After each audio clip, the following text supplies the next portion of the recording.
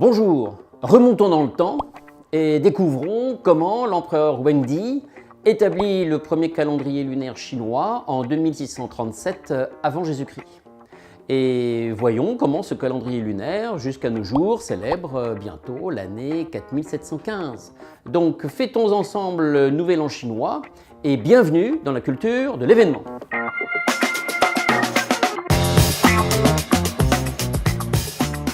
Chacun voit midi à sa porte, chacun son heure solaire, chacun son calendrier solaire, voire son calendrier lunaire.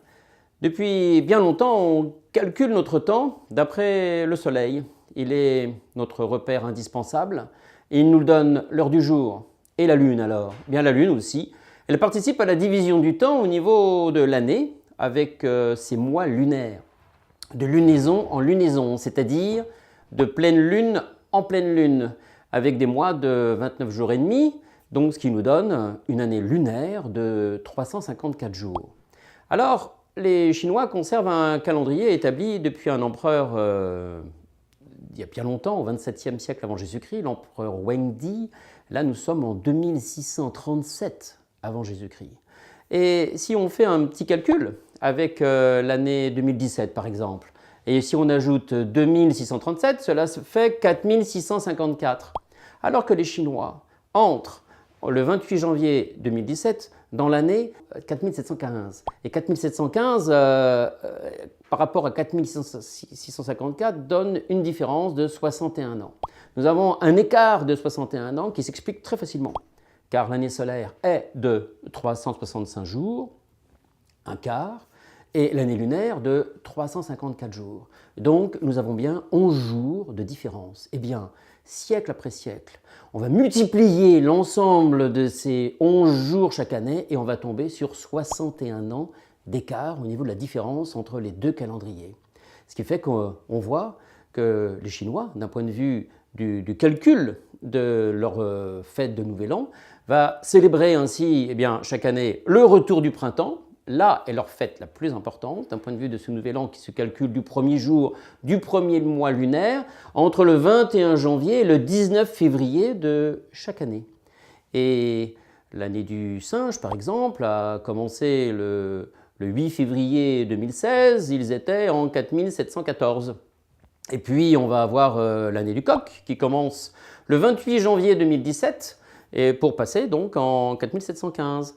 Et ainsi avec l'année du chien qui va être célébrée le 16 février de 2018, et enfin l'année du cochon le 5 février 2019 qui correspondra à 4717. Le premier jour du Nouvel An chinois s'appelle le début du premier matin.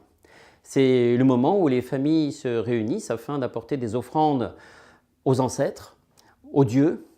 On se réunit aussi pour que les enfants présentent leurs vœux et leur respect aux aînés, aux anciens, aux parents, et dans un rituel qui est défini d'ailleurs depuis des siècles. Et les enfants, en retour, obtiennent une enveloppe d'argent qui est souvent de couleur rouge. Et quand ces cérémonies privées se terminent, on va passer au caractère public. Donc là, on se retrouve dans la rue, et dans la rue s'ouvrent de grands défilés, marquant vraiment le jour de fête du Nouvel An. Et ce grand défilé va s'inscrire dans un vacarme ahurissant, marquant des cortèges et de véritables cavalcades qu'on retrouve dans les rues de Paris, à Belleville, dans le 13e arrondissement, mais également à Singapour, à San Francisco, à New York, à Toronto, à Hong Kong, à Shanghai. En fait, l'événement est mondial. Le lion et le dragon entament une danse endiablée.